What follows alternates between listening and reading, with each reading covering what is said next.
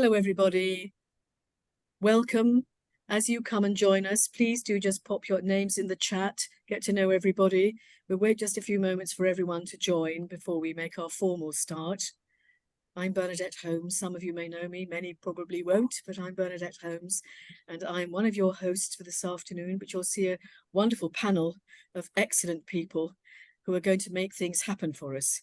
Transformational change, that's what we're talking about, which is really exciting for languages. Do join us in the chat if you can. Introduce yourselves. And during the course of our session, please do put your questions in the chat as well, because that would be lovely, so that we can pick those questions up and see you. I'm not seeing anybody in the chat at the moment. Hello. Here is my dear friend and colleague, Judith Rifficer. I'm introducing her virtually to you. I hope all of you will get to know Judith very soon. Absolutely wonderful. I hope others will start to join us in the chat very soon. Taking a little while for everybody to join. Do give us a message if you're there in the audience.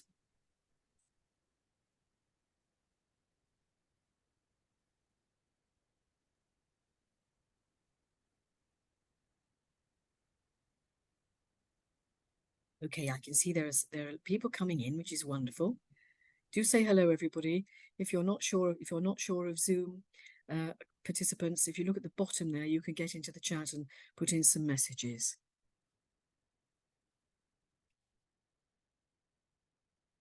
Lovely. I'll wait a few more minutes. We have people signing up and coming into the chat. Oh, someone from West Yorkshire. Hello. Good to see you. Good to see you. Do share your name. Participants are joining. I can see the numbers increasing. Just takes a little while for everybody to come through. Okay, I think I will just start to introduce our panel as others are coming in, and then we'll formally make a start. So I'm absolutely delighted. Some colleagues you'll already know, I'm sure, and some colleagues will be new to you. So let's just introduce everybody. So Professor Antonella Soraci, who is the founder, she is professor in the University of Edinburgh and the founder of Bilingualism Matters. I have next to her Claire Allison, who is a specialist teacher who supports home heritage and community languages and was the founder of HOLA, Home Language Accreditation, inking over the 7th school in Sheffield, and has a great deal of experience to share with us. I'm going along the line again, and I have Edyta Nowosielska from Cambridge, and she has researched and has also a lot of information to give us, particularly around our communities living in this country, our Polish communities. I go further along, and we have John Warne, who is the CEO of the Chartered Institute of Linguists. And next to him, we have Vicky Goff, who is the Languages Advisor for the British Council. And next to Vicky, I'm delighted to welcome Clarinda Kalmar from the Polish Embassy. Delighted to be working with the Polish Embassy. And next to her, Ela Barras, who I know is president of the Polish Education Society and an experienced teacher. Thank you so very, very much for joining us. Okay, everybody. Someone says the audio is not too good. Okay, can you not hear me, everyone? Let me just move myself a little nearer the mic. Thank you. Can you hear me, everyone? Those of you in the audience, please do just shout out if you can hear me. Write it in the chat to make sure that you can hear me clearly. So, welcome. Our title, I think, speaks for itself. We know that in England we have quite a checkered history, shall we say, of language learning. Sometimes we go up, sometimes we go down. It's a roller coaster of policy and numbers of learners who are learning languages in our schools. This government introduced, in its previous iteration, when it was a coalition, the EBacc measure, which is a performance measure for schools. 5 pillars, one of which is languages, and for a short time, that did lead to an increase in the number of children studying languages at GCSE in our schools, our secondary schools. but that has begun to wane. It literally drops underneath a half of the young people who are currently eligible to take GCSEs in our school. I think we're somewhere around about 40 or so, 40 to 44%. So it really isn't enough. And if we pride ourselves on being global Britain, we need to optimize language learning, make the most of our language speakers, and there are many. So it's taught languages in our schools, and it's those who already bring languages and cultures to the party already. 1 in every 5 children in our schools brings with them at least one other language in addition to English and knowledge of another culture. This is cultural capital. This is the future of multilingual Britain. I'm going to ask our first speaker, if I may, to say a little about the cross-sectoral importance of all our languages. Over to you, John. Thanks, Bernadette. So the first thing to say, and I say this on behalf of everyone at the Chartered Institute of Linguists, is that all languages at any level are valuable. And this we know because languages are a passport to opportunity, and they also provide a window on the world. So in terms of their cross-sectoral importance, the volume of content worldwide that needs to be translated never ceases to grow. And this is the case for businesses, for governments, for charities, and for public services. And the same is true for interpreting as well across the UK and internationally. Of course, the education system will always need linguists in schools and universities, most obviously. But beyond the languages that we all have experience of learning at school, I think today we really want to highlight the importance of home heritage and community languages as well.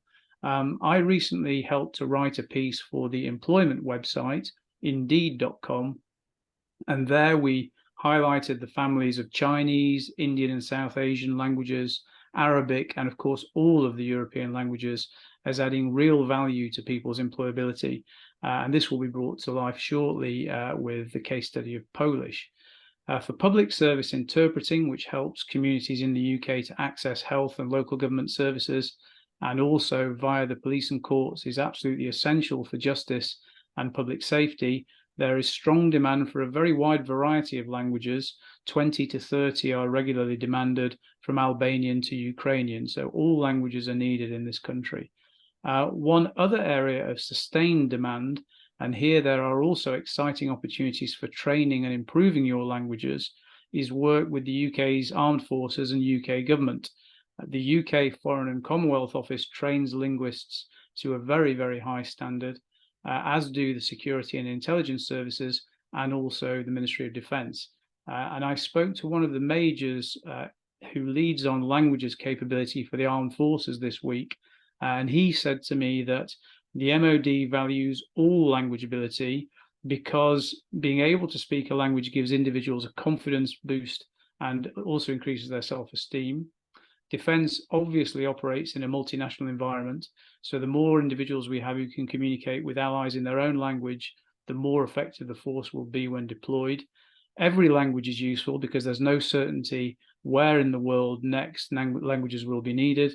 The MOD trains languages to a very high standard and offers fascinating careers in a wide variety of them, and basically the level of training that they will give you will be matched to your post, the difficulty of the language, and also importantly is recognised in pay.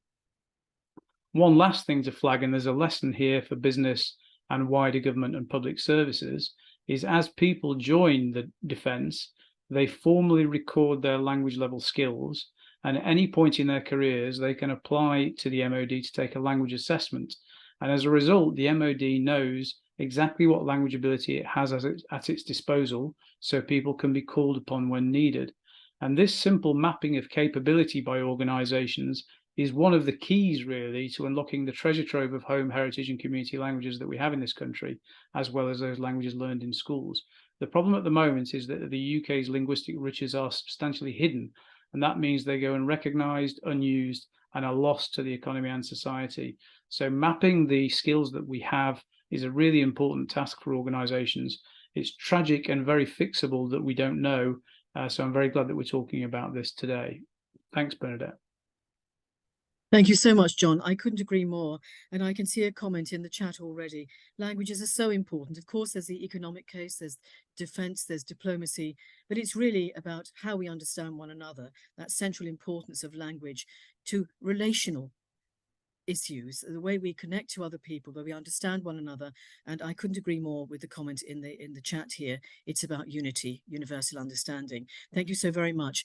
But listen, how can we deal with all of these things that languages would facilitate if we really don't have sufficient linguists and we can't produce them in our education system?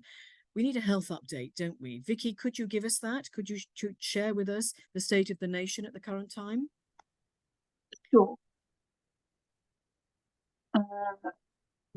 Can you see that? Yes, we can. Thank you, Vicky. We can. Yes, we can. We need to go full screen and then we'll be fine. Right.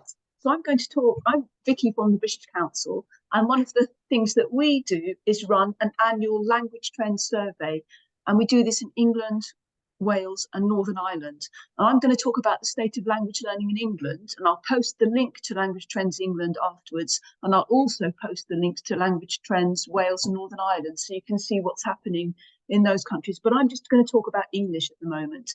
And as I said, this data is from our language trends survey. So the first thing is looking at primary.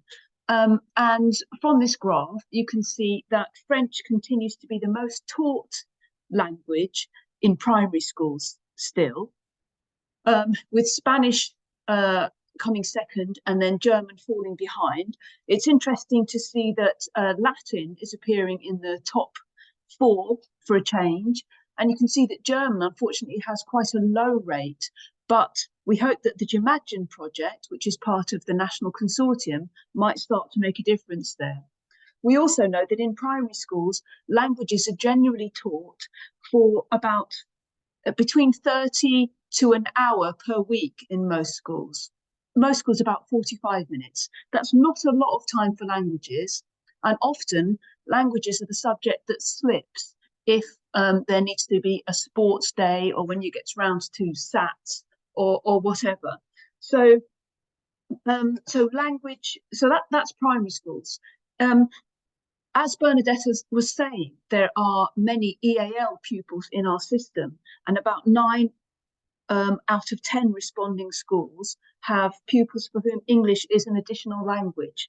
And we asked teachers if and how they integrated pupils' home languages into the curriculum. And many say that they do try to weave pupils' home languages into their teaching. And here are some of the comments. I'm not going to read them out because I've only got 5 minutes, but you can see some of the comments here where teachers really are trying to use the skills that the home language skills that pupils have. Moving on to secondary, you can see that the 3 most popular languages in the school curriculum in England continue to be French, and then German, then Spanish rather, and then German. And French continues to be the most popular language at Key Stage 3, so the early years of secondary education, taught in 87% of schools that responded to our survey. As I said, followed closely by Spanish in 75% of schools, and Spanish and German a bit less. In terms of languages other than the big 3, you can see from this, the first 2 columns relate to independent schools, and the second 2 columns relate to state schools. And you can see that Mandarin is the most popular language on the curriculum in state schools after the big 3 of French, German, and Spanish. Perhaps that's a result of the Mandarin Excellence Programme, which is a large DFE programme to promote the teaching of Mandarin. But you can see that there are some other languages there in schools, but not as strongly there as those top 3 languages. So we're beginning to see a real concentration on French, German, and Spanish, and much less of other languages. In terms of GCSE entry, you can see here the figures, and you can see that French is the most popular language taken at GCSE, followed by Spanish, followed by German, and then the bottom line is for other foreign languages. So this gives the figures for languages, but in comparison with, for example, the entries for science, maths and English, which reach 800,000, 900,000 for science, 900,000 entries. Spanish has 125,000 entries and French 130,000 entries. So you can see it's only a small percentage of pupils who are taking languages in our schools. And that's really one of the main aims of the National Consortium for Languages, is to try and increase that number. And here we can see other languages that are taken outside those big three. You can see there that the most popular of those other languages is Chinese with 7,000 entries, followed by Polish with just under 7,000 entries. And there are a couple of other, there are a few other languages that have less than 1,000, which I haven't included on the chart, which include Bengali, Gujarati, Japanese, modern Greek, modern Hebrew, Punjabi, and Persian. Most of these languages aren't taught in our mainstream schools, but are taught in supplementary schools.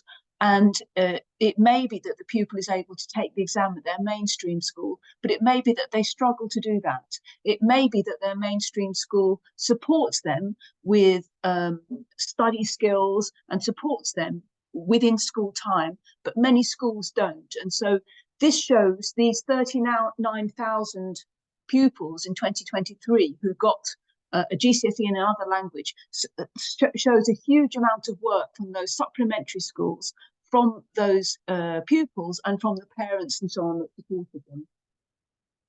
And finally, we're looking at an A-level chart, and we can see that Spanish is the most popular A-level.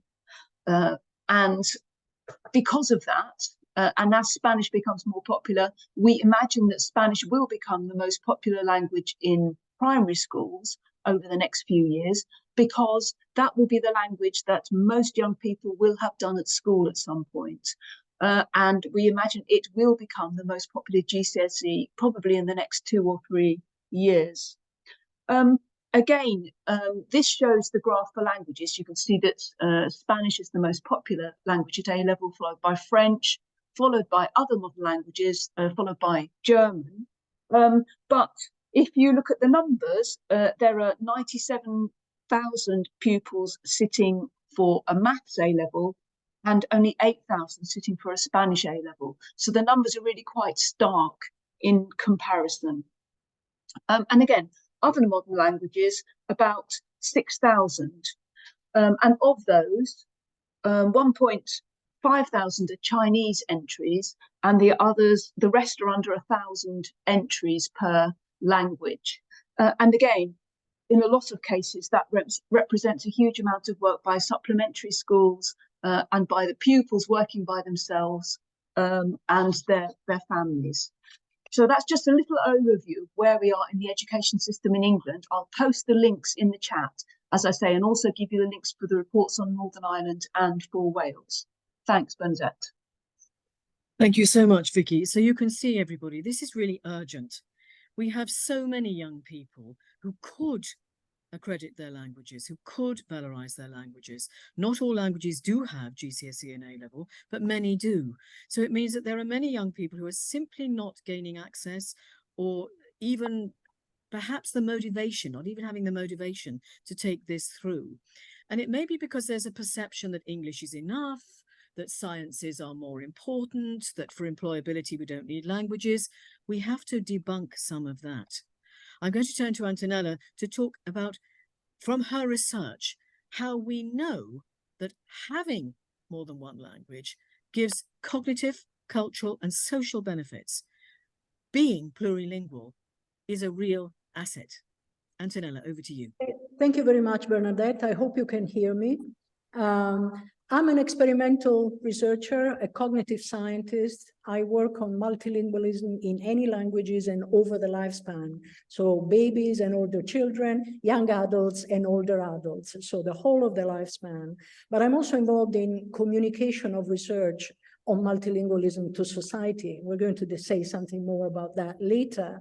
So I want to address the question that we're focusing on today with my double hat, so to speak, from the perspectives of both research on multilingualism and public engagement of research. And the question ultimately concerned the potential effects of multilingualism, the role of languages, any languages, and we'll come back to this point, on both individuals and communities, informing our conceptual understanding of the world and also in our everyday life. So really outside the language domain. And the whole question, and I'm going to get into some detail soon, clashes with the many misconceptions about bilingualism and multilingualism and language learning that still exist. Despite the fact that bilingualism is normal in many parts of the world, many people still think that having two languages causes confusion, delays, bad school performance. But research actually shows that bilingual children, for example, can distinguish between their languages as young babies, long before, they learn words and grammars. And they learn to separate or combine languages in ways that are suitable to the circumstances. Language mixing, which is another thing that many parents and teachers worry about, actually follows rules. It follows a grammar that actually shows good knowledge of both languages. So we need to boost children's and young people's confidence in this country and elsewhere about their language learning skills, because one doesn't need to be or become a perfect bilingual, also because the perfect bilingual, intended as the sum of two monolinguals, doesn't exist. I was talking about this in my previous talk an hour ago.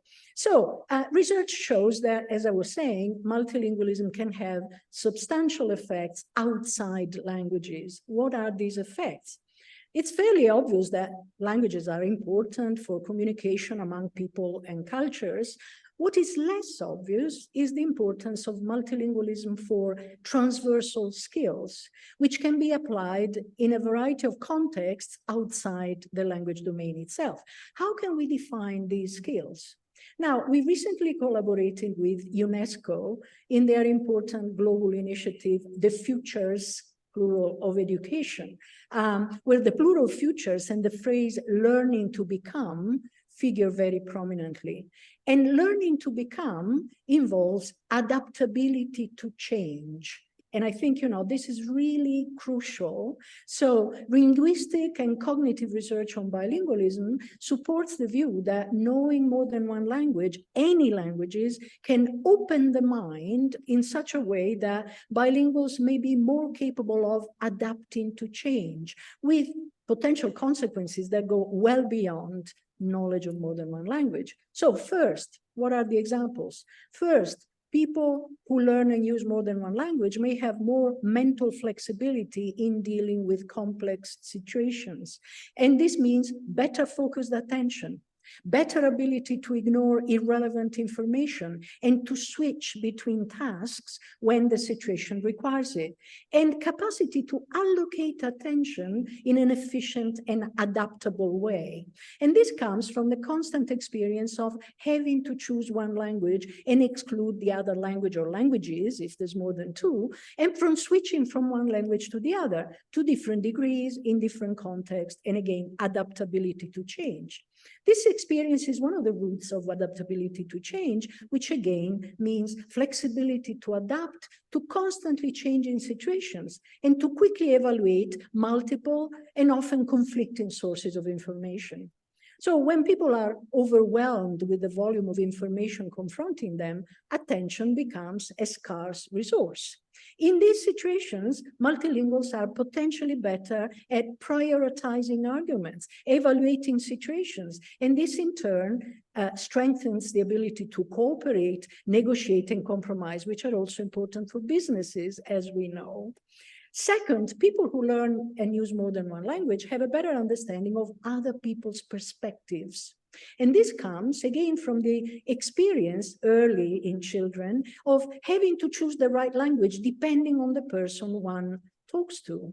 And this comes from the fact that bilinguals, especially early bilinguals, are often bicultural. So bilinguals have to choose the right language depending on who they are talking to, and that depends on evaluating the other person's perspective, linguistically, first of all, but this then is extended outside the language domain. So bilinguals have been found to be faster than monolinguals at moving from their own egocentric perspective to other people's perspectives, again, showing mental flexibility and adaptability to change.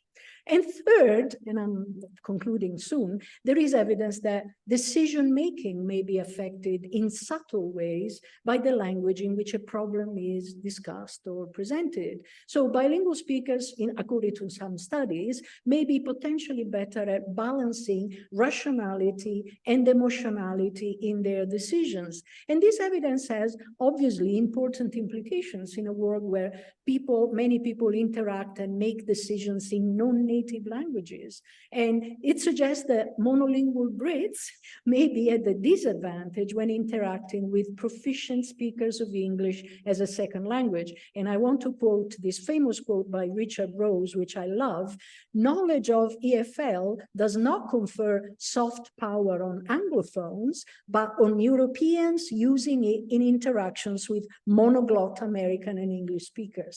So what can we conclude? The multilingual brain potentially operates more effectively in terms of focusing, seeing both sides of an argument, flexibly adapting to changing circumstances. And these are all transversal skills which have their origins in how bilinguals handle their languages, but are extended to non-linguistic domains. And these are found also in late bilinguals, so adults who learn languages later in life, not just children who are bilingual from birth or from early childhood. And they're found not only in bilinguals who speak particular language combinations. This is important, and we're coming back to the point. What matters is having more than one language in the brain, which means any languages, varieties, dialects, regardless of the economic and political prestige. It's important to be aware that the effects are not automatic, and this is what we really have to stress, but can emerge from the bilingual experience if circumstances are positive, if circumstances make it possible. And that means creating a positive environment for bilingual children, for heritage languages, in families, in schools, in the general environment. And let me add finally that multilingualism also helps maintaining linguistic diversity. As a linguist, I'm very, very motivated by this. Languages are disappearing at a very fast rate across the globe. The survival of many languages depends on intergenerational transmission, which means parents speaking the language to their children, often in a situation of bilingualism with the majority language. I'll stop here. Thank you so much, Antonella. Very inspiring. And it only confirms, doesn't it, the importance, the urgency of us working together, really having an action plan to make sure that languages are recognized for their true value in society. Earlier, I was able to, and a great pleasure, to talk to Professor Ken Cruikshank from the University of Sydney. Now, for temporalities, obviously, he can't be here, so I had to record him in advance. But we had a wonderful conversation where he has said how yet another Anglophone country that might think that English is enough has tackled the whole question of a different kind of ecosystem, a plurilingual ecosystem. And Ken is about to share with us the experiences from Australia. I think we're just about going to see that. And here he is. I'll pass over to Ken. Hi, Ken. I think you're evening over there. Is that right? You can tell, yes. I'm trying to work out where to put the desk light. Well, thank you so very much for joining us today. I'm absolutely delighted, everybody who is in our audience and tuning in. This is Professor Ken Cruikshank from the University of Sydney. His work is internationally recognized in the area of home heritage and community languages. And I'm so grateful for Ken joining us today to discuss this work. Ken, you know, England and Australia are rather alike, aren't they? We have this whole question of we're not very good at languages, which is just a perception, a false one, and we're a monolingual country. We're actually not. And it would be really interesting to hear a little bit about what you've done to change that narrative. How many languages are actually spoken? What kind of range of languages are spoken in Australia? The official statistic is over 130, including indigenous languages, diasporic immigrant languages, community languages. Yeah, so it's quite a lot. I mean, we're very similar in the diversity. About 1 in 3 students speaks a language in addition to English. Yeah. In the main cities, Melbourne and Sydney, about 60% of students. And we have similar groups. So we have the Indian subcontinent languages are huge, but we're different in that the immigration here is very recent. It's very middle class. In my state, New South Wales, Chinese and Arabic are the main languages after English. We also have a lot of Pacific Island languages, which would be different, but it's similar in the diversity and also in the difference between languages too. Absolutely. Well, for us in England, we have 1 in 5 of our youngsters bring with them another language and culture. So 1 in 3 for you. So that really is significant, isn't it? Are they recognized in school? Are they taught in school, any of these languages? We were lucky. We had this lovely time in the 1980s when so many things happened. We have something like 34 languages which are taught for our Year 12 university entry. There we have something like 24 different language curriculum in primary and secondary schools. We have specialist high schools so that all students who cannot study their community language in the mainstream school can do it for university entry through these secondary schools. We have government funding for community languages in the primary school. We've got several hundred teachers there. So on the surface, it looks really good. And as I said yesterday in our unsuccessful Zoom, in the 1980s, main groups were Greek and Italian, and we had something like 40% of students of Greek and Italian background studying their language for tertiary entry. And this meant that a lot of young people whose parents never got access to schooling, they got into university on the basis of studying their languages. But there's been a downturn. There's been a downturn since the year 2000, a step back from multiculturalism, but a lot of that still remains. And of course, there's the community languages sector too, which here receives government funding, which is good. Which is remarkable. So how in that mainstream sector then, there are examinations for these languages? Well, so Year 12 examinations for the 34 languages, and that gives them status, and students can actually study for those exams in a lot of communities through the complementary schools if there's not enough teachers in the day schools. But we do have a lot of teachers of the different languages in the mainstream schools as well, in primary and secondary school. It's great. That is great. It's absolutely remarkable, and that's a situation that we would not only admire but aspire to achieve here. We're not there yet. So how do you valorize these examinations? If the languages, sorry, is there an examination set up also available for the complementary schools, or do you have some other form of accreditation and valorization for them? How does that work for you? Problem. I don't know what it's like in the UK, but of course there are some external exams for languages, but basically it's just the achievement of the curriculum. So there is no way to know. We've just had a curriculum review, and they concluded that there was no way to know what any one student in any school, in any classroom, at any age has actually achieved or learnt in languages.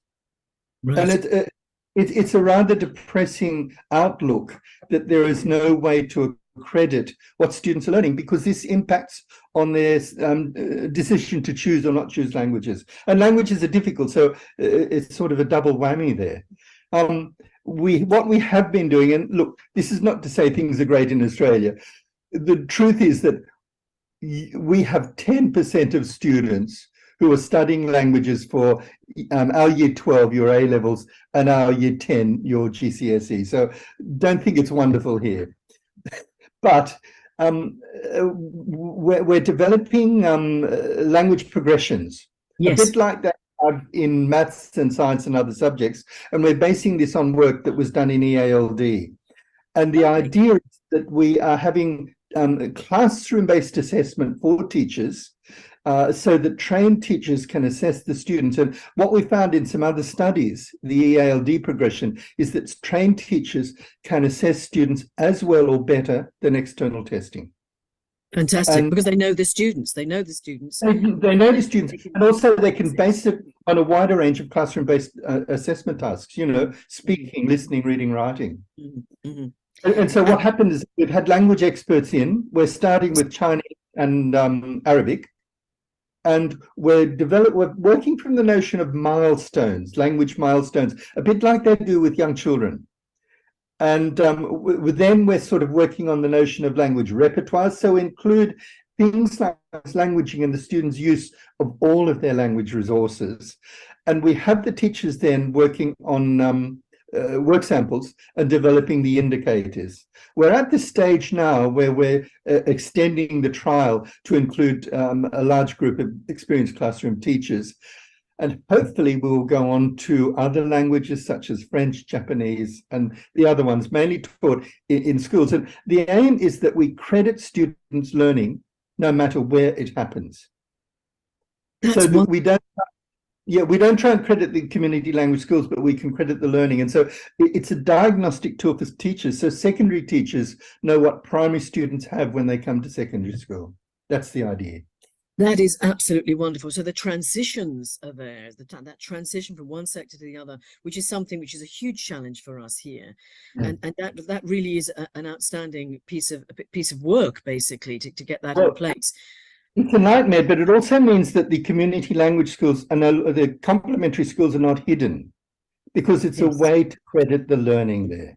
Yes, and it's also a way to give the teachers, because these are aligned with the curriculum, it's a way to mainstream the curriculum in the complementary schools too. Absolutely.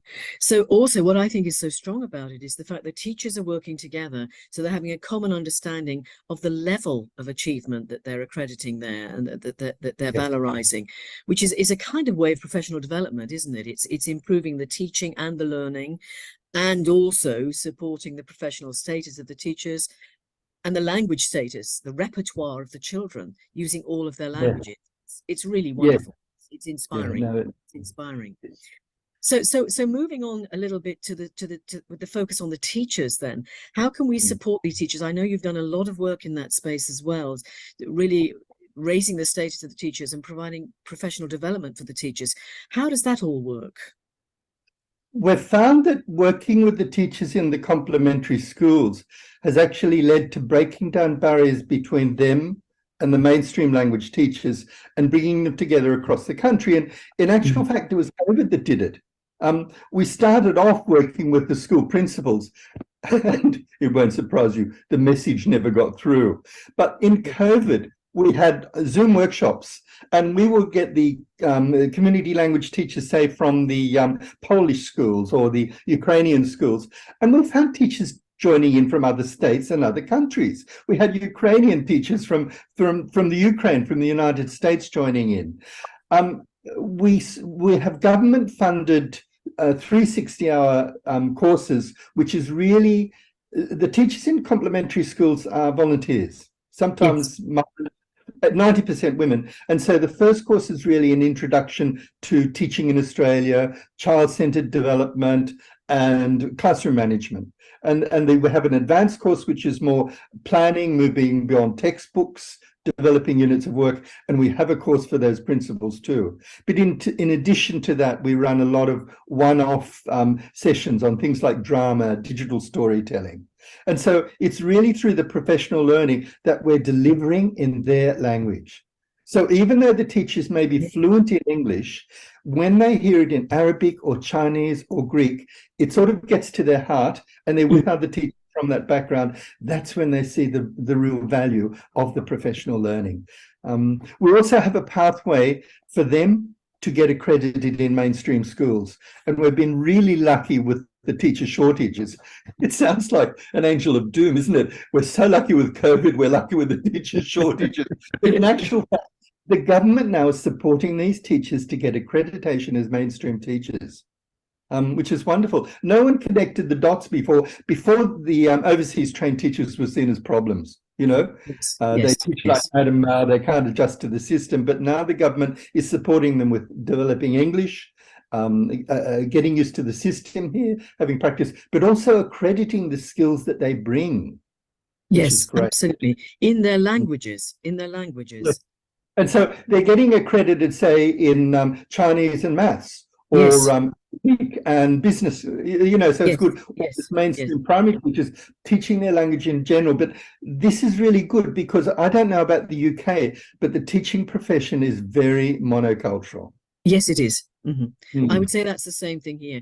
And what's inspiring about this is the fact that, as you say, it could be a combination of business with the language, it could be maths with the language, maybe humanities subject with the language, which means that they can be useful across the curriculum, teaching different subjects, which is phenomenal, actually. The opportunities there for multilingual spaces as well. It's really exciting. And it gives the teachers more status, as you say, because often language teachers, no matter what the language they teach, they're seen as second-class citizens. Yes. But teachers can go in as a Tamil teacher and teach science, but also teach Tamil in the mainstream school. Wonderful. They teach across schools now. So they teach in the community language school on the weekend and the mainstream school during the week. Yes, outstanding. Outstanding. And this is a situation which we really do not only admire, but we do want to try to emulate. We want to try to make this happen here as well. And there have been some outstanding examples of it, but they're quite small scale, and we need to build capacity. And that sort of leads me on to this question of building capacity. I know you're the founder and director of SICL, aren't you? Which is the Sydney Institute for Community Languages Education. Tell us a little bit about that and the main aims of SICL. Thanks for the plug. Look, I'm not saying everything is rosy, but it was a passing. It's, as language teachers, we've got to make use of what we get. And we had a state premier who gave us a few $1 million to set it up for research into community languages, developing pathways for teachers, and then evidence-based approaches to learning. And what we're trying to do, because government money comes and goes, and sometimes they spend it on the most ridiculous things. But I'm so glad you've got some money, though. But it's building capacity at the grassroots level, which is important. That's what we're trying to do, to work on building the capacity in the schools, the skills of the teachers, their resources. We have an online website with we've collected several thousand resources in the different languages that they can use. But it's the professional learning that's important. But it's really building up what's happening with the schools, getting them together so that after we could die any day. I mean, don't die, but our centre could disappear. But we need to keep what's going on in the schools, keep it going. And it's building capacity, isn't it, and confidence in the communities, in the profession, and that professional learning at the heart of that. That's really so essential. And do you find that there are parents who are also supportive of this and interested in this? Are they supportive of you in the centre? Parents are the main teachers in the community languages schools. And they've been amazing in supporting the shift to online teaching during and after COVID. It's especially important, say, for the younger kids, and online teaching was hard for them. But when we found that the parents participate more. The kids might be learning online and they may not know the word in Swedish, and their mum who's ironing in the background, because it is usually the mothers, will help them with the word. And so it's this participation from the parents in online learning that's been quite remarkable. So it becomes family learning, community learning. Yes, it sort of extends the language learning into the home. Yes. And that barrier between home and school, home and education, we need to remove that. It's got to be Yes. seamless, so that we have a learning culture, a culture which celebrates languages and our different cultures, our diversity. I think that's really inspiring. Ken, do you have a big message for us, for all of our teachers here who are embarking on this? We have many complementary schools. They, like your schools, are in every community and in all kinds of different languages, but they're not as recognized as we want them to be. So an inspiring message from you would be really helpful.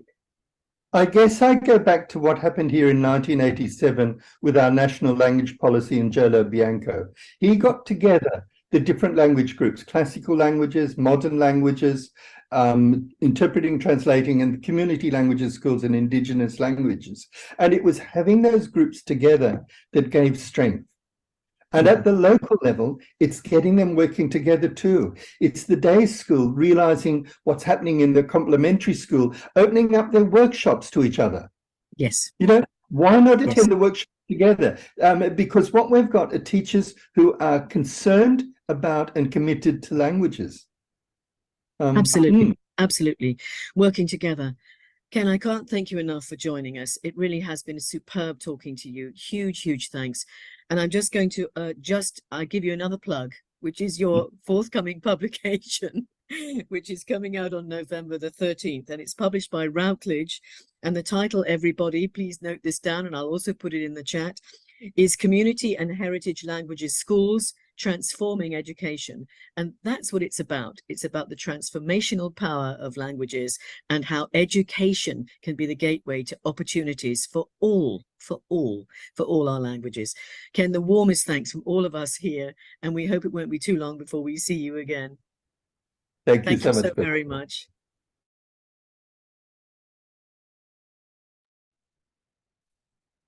What an amazing man. And has he not summed up exactly the scope of the challenge and given us the roadmap for the way forward? Well, we haven't got SICL, but we have got something called NCLE, the National Consortium for Languages Education.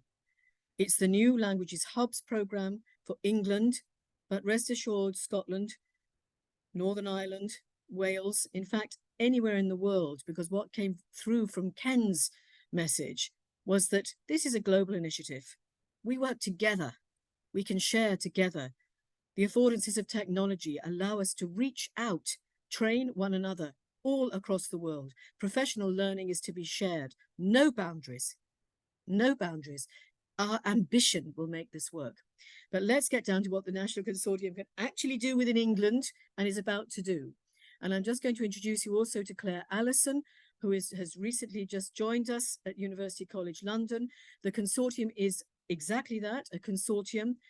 Vicky Goff from the British Council, Andrea Pfeil from the Goethe Institute. We have 3 organisations working together, but we reach out. And that is why our stakeholders here on this panel illustrate that reach.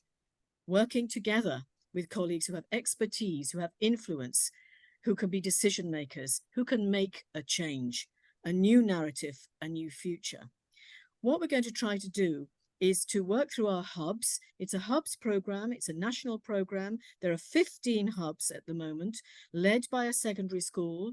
They are selected with very rigorous criteria, which they have to show that they can meet. The criteria are drawn up by the Department for Education, and the Minister has to agree and approve the lead hub schools. They work with up to 7 other secondary schools at the moment, but the idea is to build capacity, to develop pedagogy that works, to share practice that works, to develop structures of professional learning.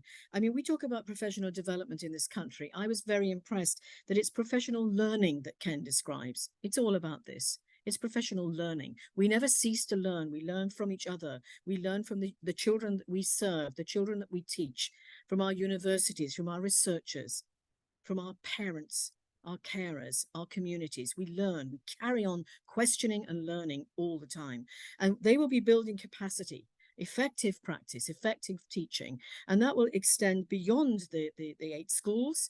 It will extend across the regions. And there will be something called UCPD, Universal CPD, continuing professional development, and that will go up into capsules, which are virtual and will be provided in a range of different areas and will be available free at source to everybody who has an internet connection. So that's what we're hoping to do. But one of our central aims is to develop home, heritage, and community languages, access to those languages, access to the examinations that are available, support for the supplementary schools, support for the teachers within those schools. And that's why Claire has joined us, and she'll be telling us a little later about Hola and all of the work that we've done there. But before she does this, we are going to be joined by our wonderful Polish community, our embassy support, because we're going to have a spotlight on one of the principal languages. We're going to work intensively to see if we can increase the uptake of GCSEs and A-levels with this particular language community. And from this work, learn lessons that we can use with the wider range of languages. We'll be working with all of the languages spoken in our schools. Vicky, did you want to add anything to what I've said there, or shall we move on? So it is my delight and pleasure and privilege to introduce you to Klorinda Kalma from the Polish Embassy. And she's going to tell us a little bit about the support from the Embassy and introduce us to a wonderful film which has been made to support Polish speakers in England. Klorinda. Thank you very much. It's a pleasure to be with you today, and thank you for joining in. So we at the Polish Embassy work with a group of charities and people who are very much interested in raising the profile of Polish language learning in the UK. One of the projects which we have recently embarked on is a small working group to promote, to increase the uptake, hopefully, of Polish GCSE. And we have prepared a very brief recording with a Polish ambassador who will be sharing his message, encouraging all of you why it's worth learning Polish. We've also reached out to different members of the Polish community, and we would like to particularly thank the Polish Educational Society, who have helped us to reach out to a group of young learners who are currently learning or have currently finished their education in Polish language. We've also asked some professionals as well, who will share their insights on why it's worth learning Polish. So perhaps if I could ask the technical team to play the video. Polish unlocks a millennium of cultural riches, from famed poets to pioneering scientists. It's the voice of a culture at Europe's crossroads, offering a gateway to the vast Slavic heritage. Moreover, Polish is a driving force in business, crucial to the booming £27 billion Polish-British trade. Embrace Polish to connect with deep-rooted traditions and fuel your commercial ventures. It's more than learning, it's investing in a globally interconnected future. Bridge cultures with us. Choose Polish. I think learning Polish is important because it promotes cultural understanding, opens up economic opportunities, enhances communication. I learn Polish in order to be able to keep the Polish language alive. To be able to pass on from generation to generation, and also in order to be able to communicate with my whole family. That ability to speak Polish gives you cultural awareness that you can use in your daily life, but also cultural awareness to establish those really strong relationships. I think even though technology is developing, you can't really have the same human connections through technology and AI. I think it's important to have strong personal connections with people. I feel like AI is very dependent on technology itself, so if you know the Polish language, then you could use that whenever and wherever. Studying Polish has allowed me to develop from speaking the language at home to learning how to read and write in it. I think it's important to learn Polish because you don't just learn about the language and about writing and about speaking. You also learn about the history and about the religion in Poland. There's a lot of Polish people in the UK and there's a lot of communities, so it's easier to connect.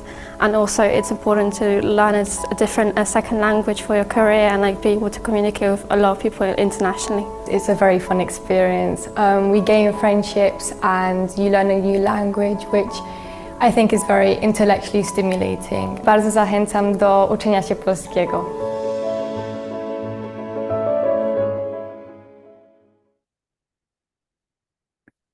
Florinda, that is absolutely wonderful.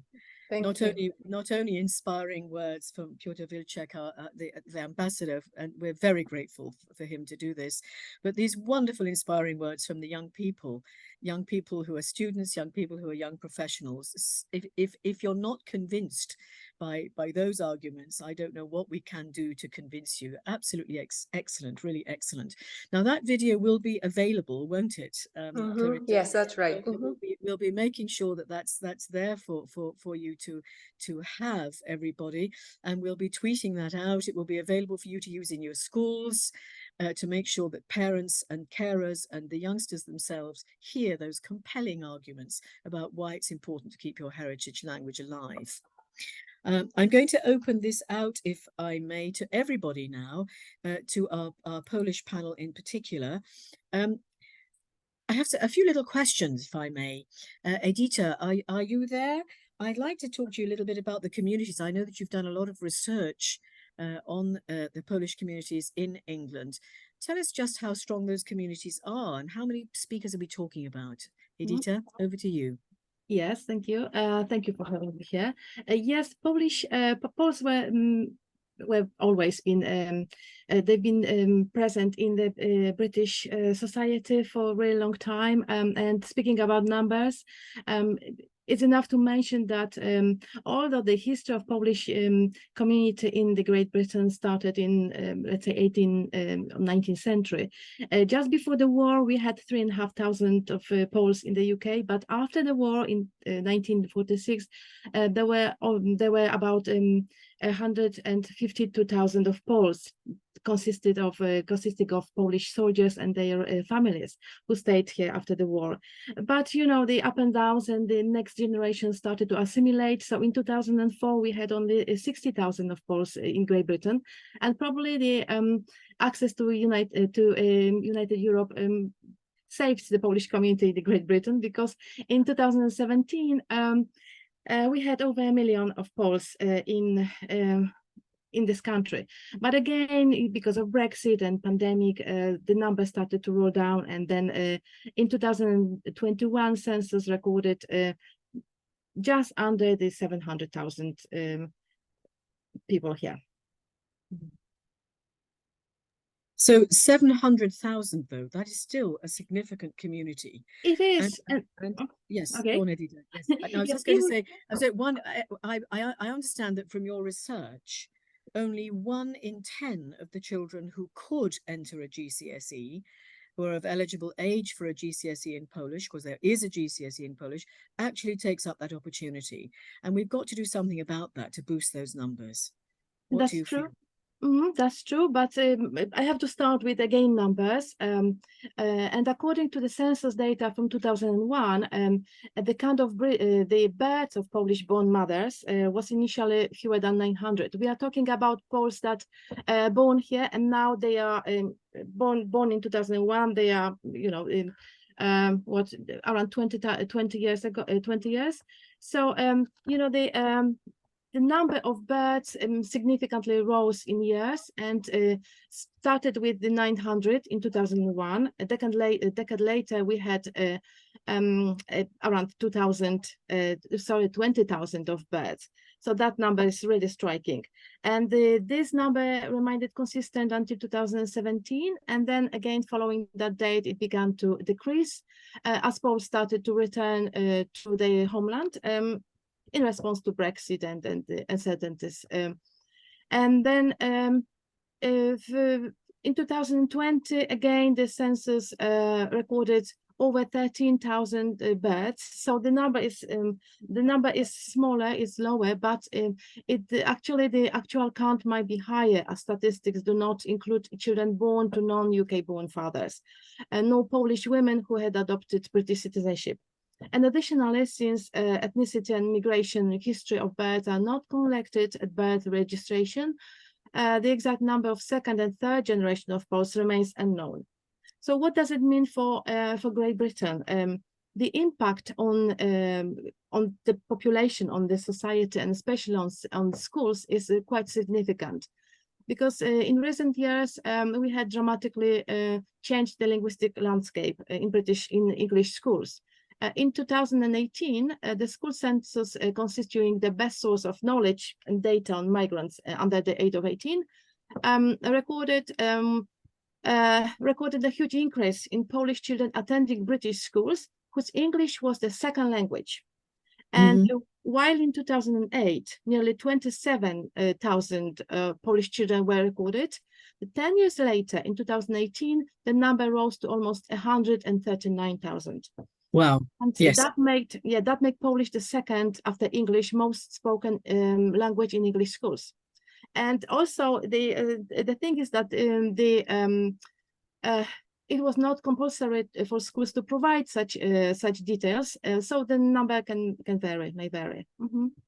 I just wanted to add that maybe the interesting thing is that the previous record from 2012 situate Polish in the 5th place. Yes. So now, we jump. It's now second place. Yes. Yes. No, this is absolutely right. Thank you, Edita. Thank you. A great deal of research there, and thank you very much. So it does wax and wane, but we are talking about significant numbers of young people in our school system with Polish, and they're not necessarily being recognised or supported to validate their Polish credentials, if you like. And the second and third generations, it's important that, as Antonella quite rightly said, that we have intergenerational use of the language, that it's alive and it's strong and it's still culturally enriching and connecting generations, really important. I'm wondering, please, Maria, is Maria there with us now? Maria, Budzinska is the assistant head, I believe, deputy head teacher of John Bosco College, which is a secondary school near London. Maria, could you tell us a little bit about Polish spoken in your school? Yes, thank you. And thank you. It was really interesting to listen to all your contributions. And I will speak about Polish, but actually I'm going to speak about the wider context of languages, because our school is a school that celebrates languages. And therefore we have good take up of Polish because it's part of the culture of the school. So we have 1,000 children. We are located in Battersea, and we have 69 spoken languages in school on our last census. 69. Wow. 69 languages. Literally school census was 2 weeks ago, so that's fresh off the press. And we have a culture of teaching languages. So our school is diverse. There is no one dominant ethnic group. It's a kind of spread across cultures and religion and languages. And we also have a very wide languages curriculum. So we teach French and Spanish as part of the mainstream, but we also teach Portuguese to non-Portuguese speakers, thanks to a partnership with the Portuguese Embassy, where we have a full-time Portuguese teacher on site who is paid by the embassy, but is actually very much part of our staff. So every year, 20 non-Portuguese speakers learn Portuguese as part of their mainstream curriculum. And that trickles to, we also have an Italian teacher on site from the Italian agency and a Polish teacher that we pay for. And therefore there is a culture of all kids learning languages all the way through Key Stage 3. Then they are funneled into languages as much as possible in Key Stage 4, where we encourage them to do that. It's good for them. It's good for the integration and the kind of cohesion of the school and of the kind of, social skills and cultural skills that come from that. But it's also good for the school, frankly, because we are measured on progress data, progress 8, EBacc measures. They count languages, not just the mainstream German, French, and Spanish, but they also count the kind of wider European languages as well. And we have been very lucky with the various partnerships with the various embassies, including the Polish embassy. So thanks to a project for after school clubs by the Polish embassy, we have been able to pay for teaching assistants of Polish heritage to work after hours, get paid for this, and then do a Polish cultural club, which has been open to all students. So it started off with 1 or 2 Polish kids of Polish heritage coming, but they started bringing their friends. And so essentially last time that we had a visit from the embassy, if you look at our Twitter, you've got a really kind of interesting photo of this Polish club, which has got kids of all skin colors, of all kind of backgrounds, coming together, learning odd Polish words. They're not learning how to speak fluent Polish, but they're getting the kind of the cześć and the, how are you kind of basics in place. But more importantly, being aware of that sense of a different culture, of a different identity, and how that influences who we are and our own identities. And I think it's that confidence around languages. So we have had similar events from the Portuguese embassy. We have a link with the Ghanaian embassy where we've had people come in and talk about Ghanaian culture. And I think it's that ubiquitous kind of, holistic approach to languages that makes it successful. I've previously in this school, before we kind of established that culture, and in other schools that I've worked, and myself being a third generation Polish speaker born in the UK, I know that there's different pressures and sometimes stereotypes and prejudices against kind of, you know, admitting to your home languages. And unless there is a wider culture that promotes and celebrates diversity and the value of language and the confidence and identity that language gives people, just pushing a language, it's not enough to just have a teacher and the resource there to provide GCSE in Polish or whatever language. You actually need the kind of wider supported culture and valuing of it for students to really engage with it, and engage with it willingly rather than something that they're funneled into or forced into. Absolutely inspiring, and your school obviously has developed that culture. And I think what you said there about the understanding of other perspectives, which we also heard from Antonella, about the importance of identity and actually developing multiple identities in a sort of sense, in a very positive sense, recognizing that identity grows, and that with each language and culture that you encounter, you grow a little more, and you're expanding your human qualities, if you like, your understanding of what it is to be human, and your role within a wider society. I think that's incredibly important. I'm thinking now how we can support further. Obviously, yours is a template which we would like to see more in more schools. How can we do more to link the supplementary schools with the mainstream schools? I wonder if Ella, you could come in on this and tell us a little bit about your work. Yes, hello there, good afternoon, everybody. Thank you so much for having me. And it's been absolutely mind-blowing listening to all these views. And my mind is all over the place now, very chaotic, because I've heard so many wonderful things which I would like to pick on. And perhaps starting with a short description of the work of the Polish Educational Society, which was established in London in 1953. So this is the period that Edyta was referring to. This is when the boom of Polish schools appeared, and at that time I think we had over 150 Polish schools, and the reason why they were established is because, simply, if I may quote former president of the Polish Educational Society's words in Constitution, teach how to express one's thoughts in their mother tongue, and teach history and geography and religion of the country of Poland in this instance. And I think this is the essence of Polish schools. They are a way of life. They are not just there merely to provide language, another language, but to profoundly absorb and immerse children in, their roots in a sense. Now, all these children which were interviewed by the Polish embassy, and there was a wonderful video, actually went through Polish schools education. They spent in Polish schools 14 years plus. So this is like a whole lifetime for them.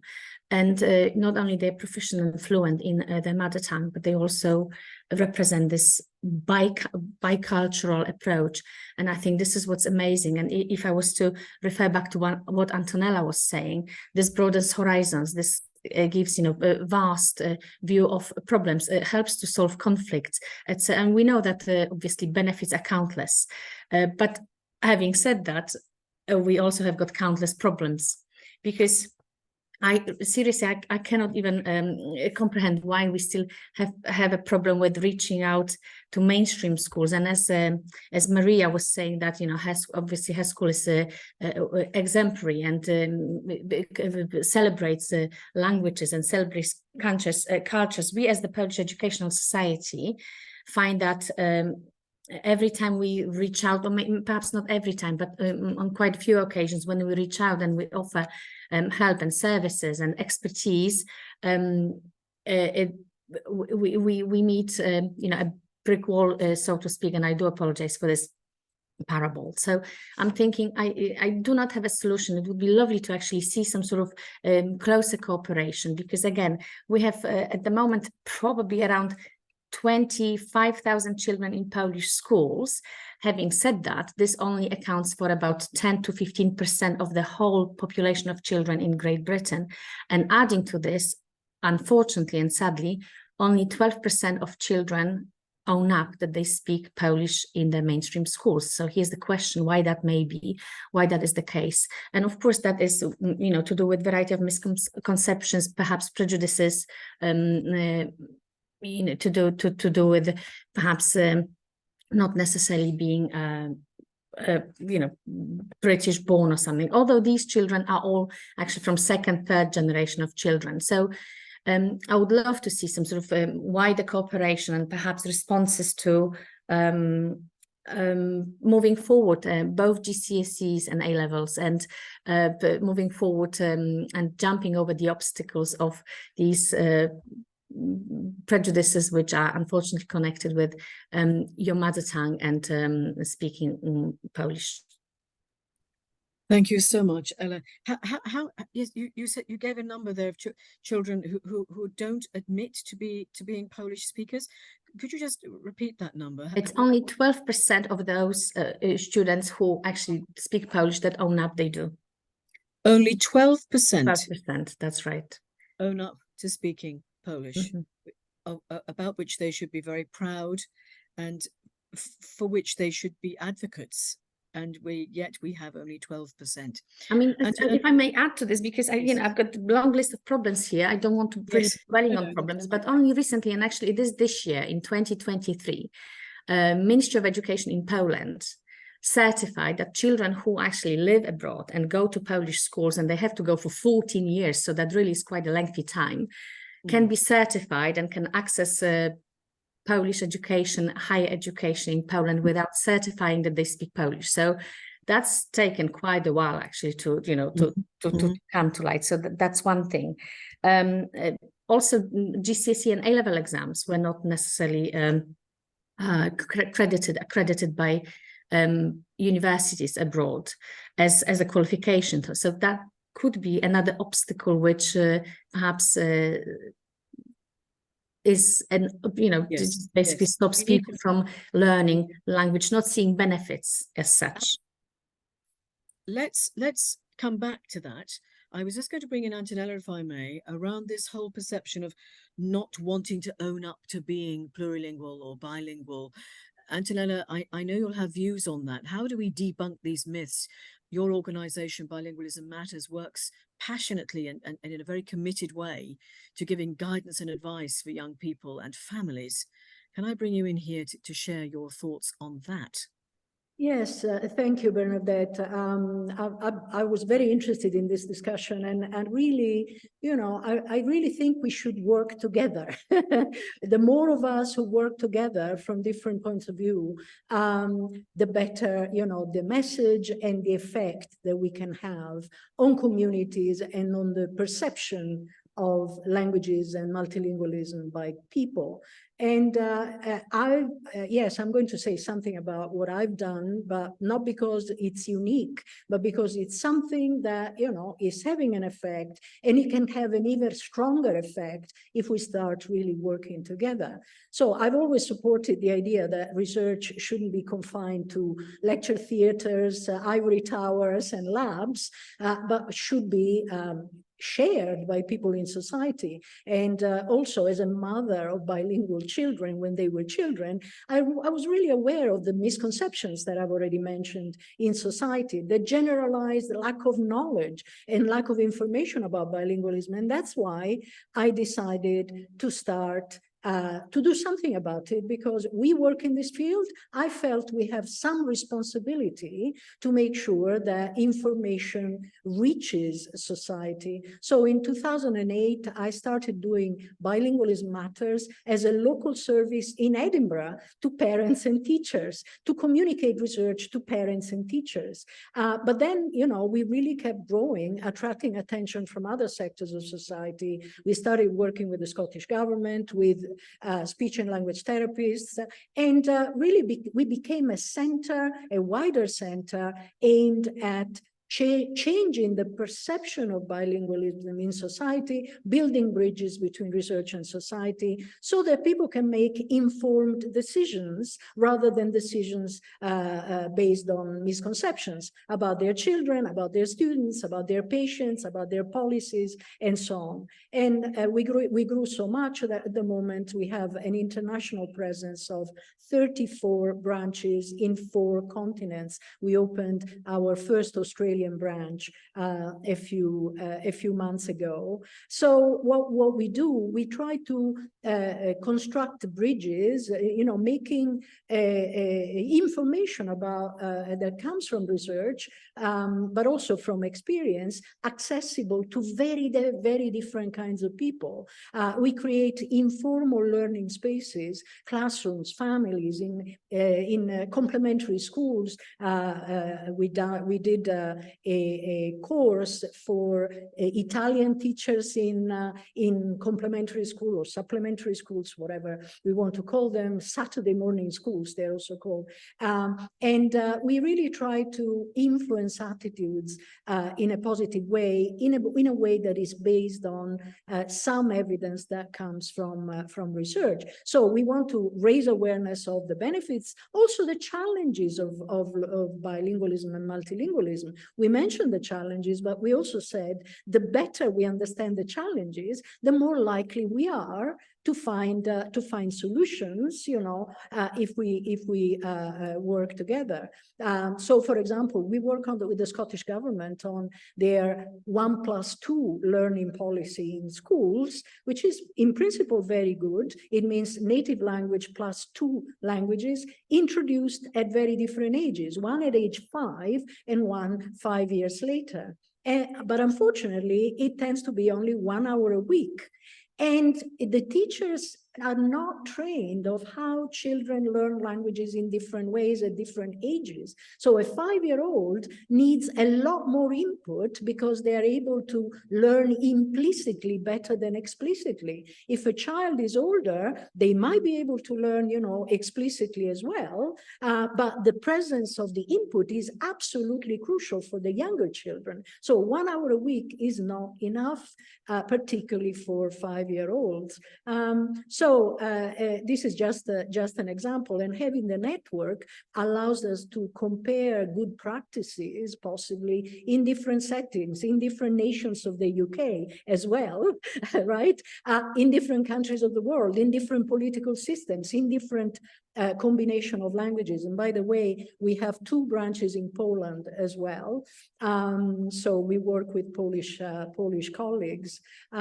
So the more of us can work together, the stronger the results we can achieve. And I hope we can continue, after this event, this can continue in the form of multiple collaborations.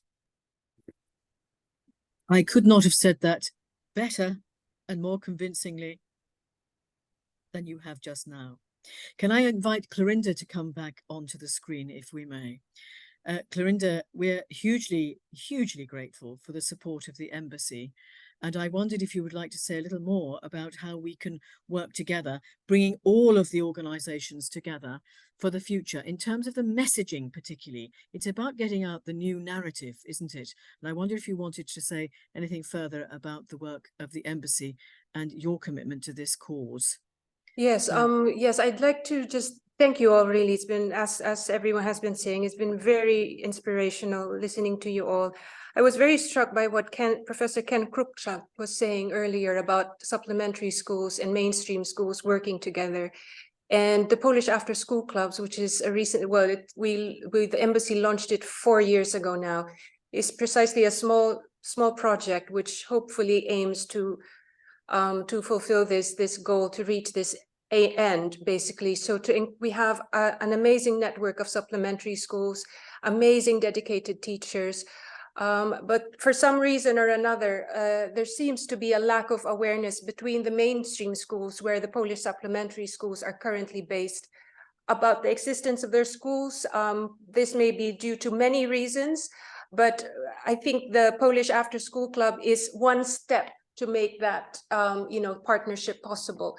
So that is one thing. The other thing is, hopefully with this Polish language working group, which we hope to launch, are sort of launching today, hopefully, we want to raise the profile really of Polish language learning amongst those children who potentially already know Polish, perhaps on a basic level, home language level, so that we can encourage them to learn the language formally and essentially open up many opportunities for them in the workplace. So basically those 2 main goals. increasing the partnerships between supplementary and mainstream schools, and raising the profile really of Polish language so that, hopefully more than 12% of those Polish-speaking school children can actually have the confidence to own up to their home language, so that they will not be ashamed and actually capitalize on that amazing potential that they already have.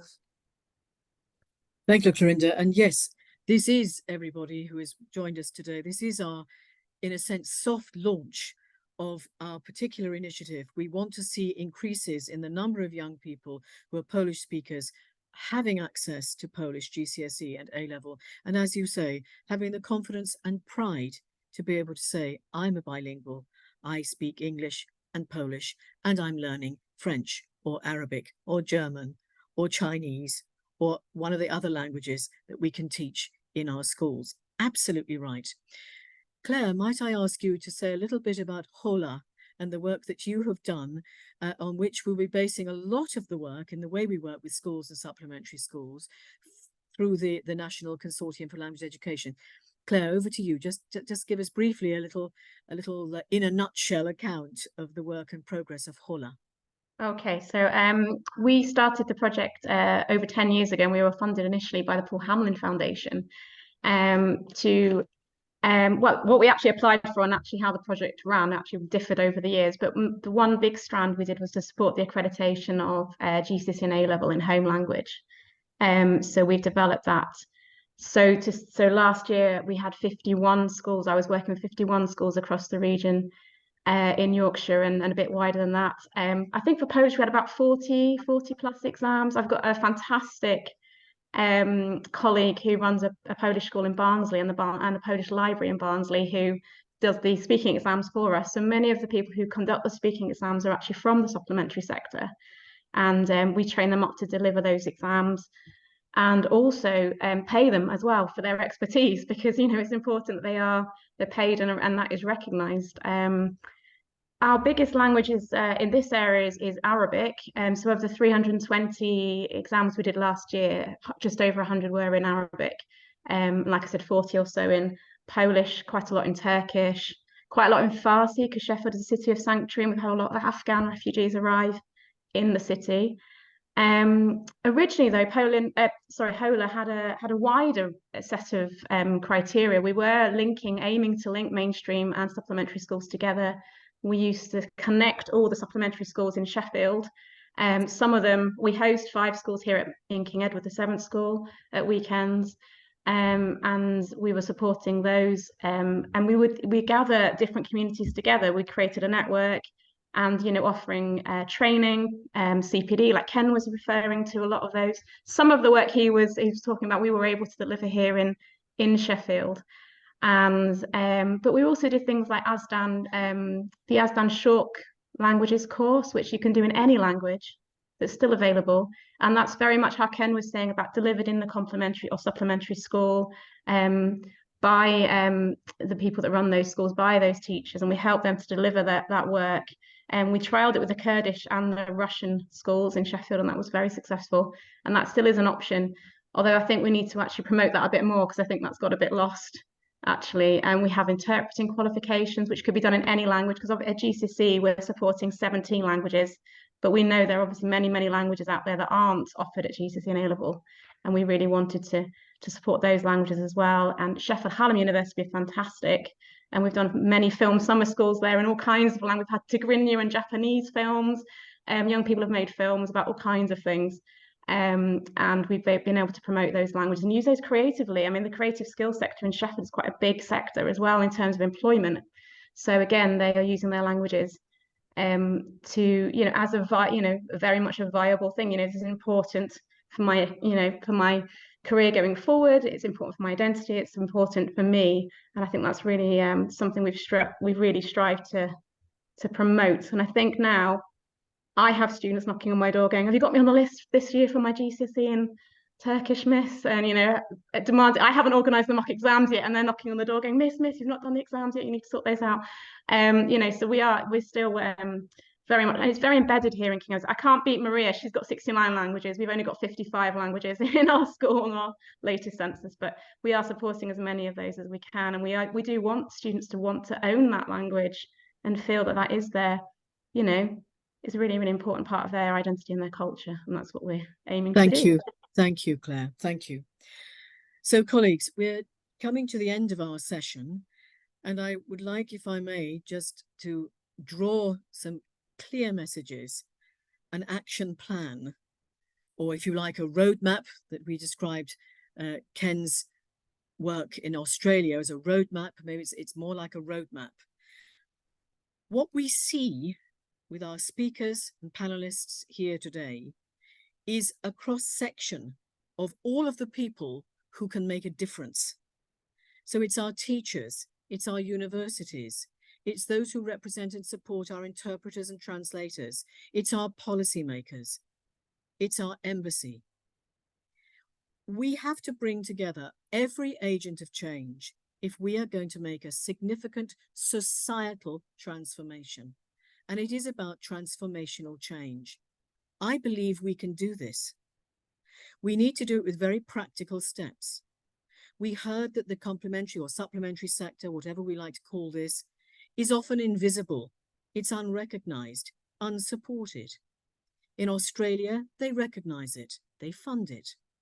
I don't know whether we can achieve funding, but we can certainly achieve an open door, which allows professional learning to be accessible to those colleagues, they are colleagues, those volunteers who are working every Saturday with young people to give them access to their heritage, to their language, to their community, to their beliefs. We can open those doors. We can share our expertise and make sure that we build capacity. We need to make sure that our messages are strong so that we celebrate plurilingualism. We celebrate that biculturality that one or two people have said already today. This is something to be proud of, not something to hide away. It's something that we should shout from the rooftops, that we are able to offer that understanding, which others don't have, a wider understanding of different perspectives, different values, different ways of doing things, different ways to solve problems, a new way forward. So this is the launch of our Home, Heritage and Community Languages strand, and our spotlight on Polish. We'll be working very, very closely with our hub schools and other schools, their partner schools that surround them, and across the regions. This is open to every school in England, but as we've said, it isn't about barriers. It's about using the affordances of technology to share our knowledge, share our expertise, share case studies, share what works, professional learning from across the world. Thank you so very, very much for joining us this afternoon. I hope this has given you some food for thought, and I hope that you will support us. Get in touch with us, get in touch with all of us. We're now a little task force around Polish, but it's also about all of the languages spoken in our schools. Languages matter. They define our today and can transform our tomorrow. Thank you very much for joining us. We hope to see you again, if not next year, certainly, if not before. Good afternoon, everybody. Thank you so much, all my wonderful panelists. You've been absolutely amazing. Thank you so very, very much. Thank you. Thank you. Thank you very much. Thank you.